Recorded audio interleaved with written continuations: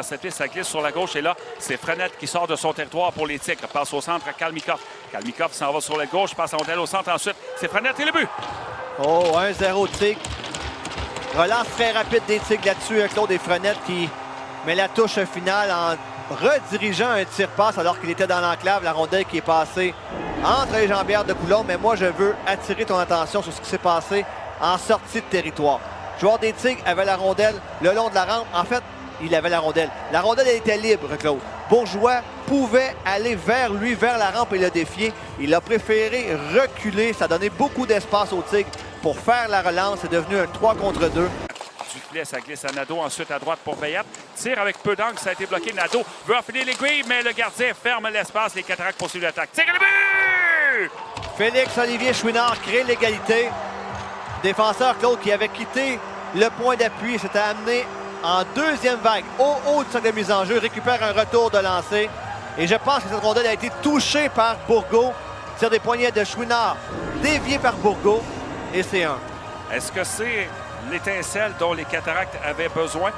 Peut-être le petit coup de chance, c'est que le tir tenté par Veillette, le gardien Urtubise aurait peut-être dû maîtriser cette rondelle-là, ne pas accorder de retour, mais elle flottait à ses côtés, à sa gauche, et Nadeau en a profité pour remettre à Chouinard qui bat le gardien des Tigres. Et c'est 1-1. Oui, déviation légère, mais... Poursuit pour les Cataractes, on a tenté un tir du coin, ça a touché l'extérieur. C'est pris par Bédard, passe à Martin, mais Martin a été solidement frappé au moment de tirer. Coin à gauche, Ouellet tente un dégagement arrêté par Pépin à la pointe gauche. Passe sur la droite à Bourgault. Bourgault fin de tir, il y a eu lancé de tir qui a été bloqué. Urtubise se déplace et fait un autre arrêt. Cible de parer pour les Tigres. Passe au centre à Roy, ça dévie derrière le filet des Cataractes. 3 minutes à jouer en première période.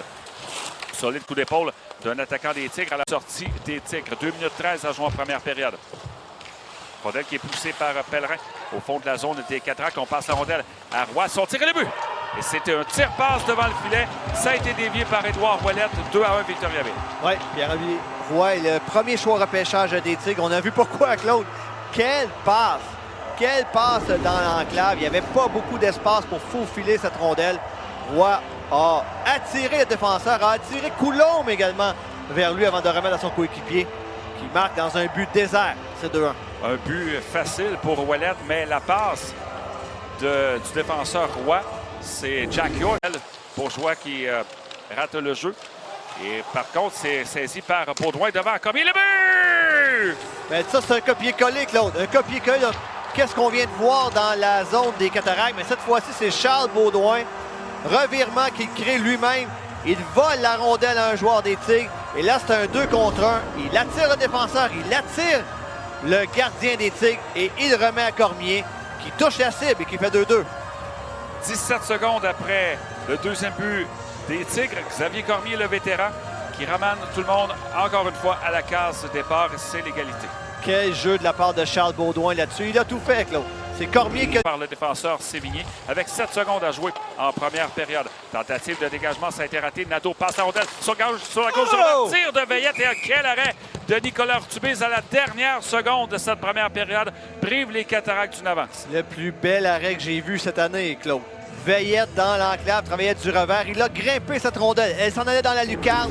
Urtubise avec la grosse mitaine fait un arrêt sensationnel. Et une passe savante d'Olivier Nadeau là-dessus, qui est venu bien près de mener au troisième but des Cataractes. Mais ça reste 2-2 avec 2 dixièmes de seconde à jouer pour profiter de ce retour et non plus concrétiser l'action.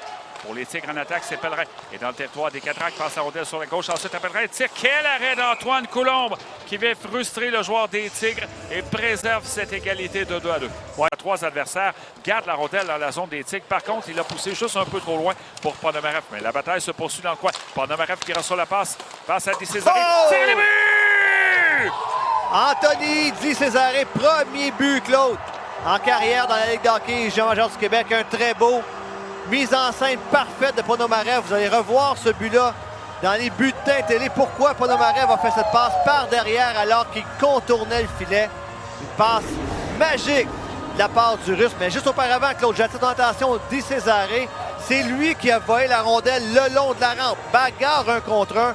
Il gagne cette bagarre, remet Ponomarev et il est récompensé par son premier filet en carrière. Les Cataractes prennent l'avance 3-2 avec 5 minutes 30 à jouer dans cette deuxième période. Nous, on va y revenir après la pause, alors que la rondelle dans la zone des Cataractes, on doit revenir en zone 2. Mikhail Abramov est sur l'aile gauche face au défenseur bourgeois, se ressort sur la droite. Son tir qui a été bloqué. Le retour est là. C'est le but!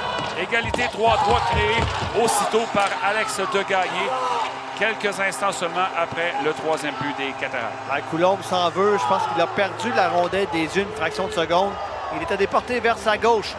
Degagné était à sa droite, donc il y avait une ouverture assez importante, même si Coulombe a tout fait pour revenir, Claude. Degagné était plus rapide que lui.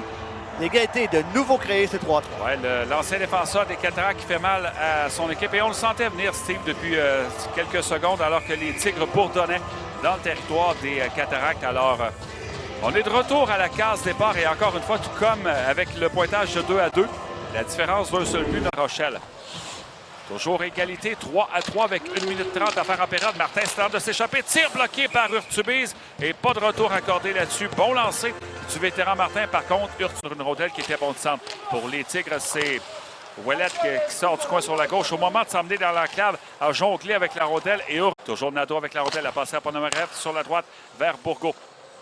Bourgault s'avance dans le cercle de mise en jeu. À Pépin qui est près de la ligne bleue. Pépin à droite à Bourgault. À gauche à Ponomarev. S'avance. Ça tire les buts! Vassili Ponomarev. L'attaque massive avec le coincé, Claude. Ben là, le Russe vient de la débloquer. Un tir des poignets qui semblait pas si menaçant. Je pense que Urtubise, Claude, aimerait revoir ce tir. Mais je pense qu'il a été pris par surprise, qu'il s'attendait à une transversale vers Bourgault depuis le début du match. Les Cataractes travaillent beaucoup avec des passes transversales. Cette fois-ci, Ponomarev décide lui-même de tirer. Et c'est la bonne décision puisque ça fait 4-3. Ouais, je pense que tu as raison, Steve. Urtubise aimerait peut-être revoir ce tir-là parce qu'il ne semblait pas y avoir d'écran entre lui et Ponomarev. Et 22 secondes après le début de l'avantage numérique, Ponomarev donne l'avance aux Cataractes. C'est 4-3.